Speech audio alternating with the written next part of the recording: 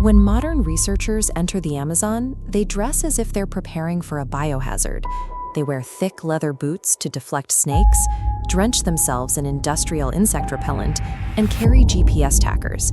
It is a spacesuit approach, an attempt to stand inside the jungle while remaining completely insulated from it.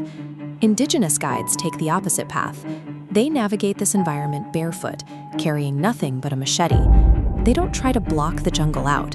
They rely on a physical intimacy with the terrain that most modern humans have long since forgotten. Stepping into this canopy means crossing a geographic threshold where every safety net of the modern world permanently disappears.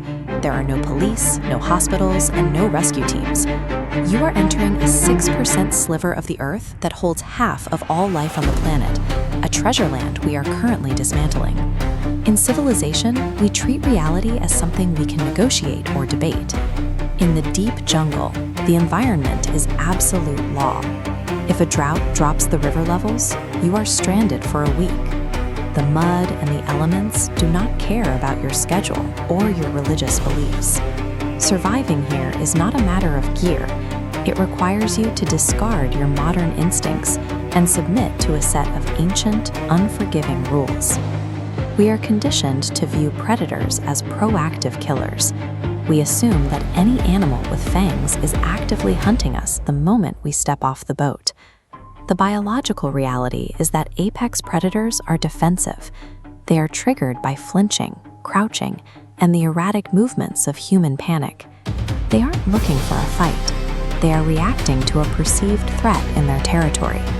Confronting a 15-foot anaconda or a wild tusker forces you to face a physical power that civilization can't simulate.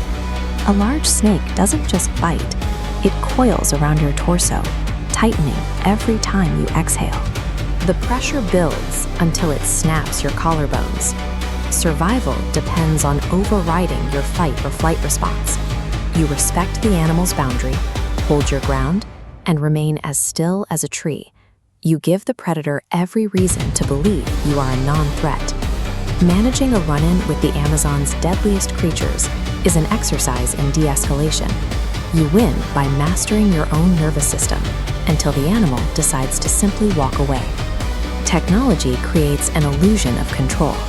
We think that with enough flashlights and batteries, we can dictate the terms of any environment.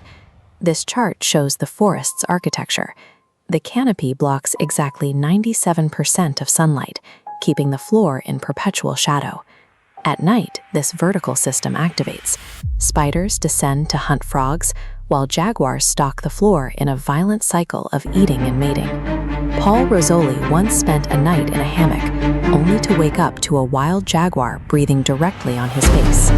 In the pitch black, he was completely blind, while the cat possessed perfect night vision.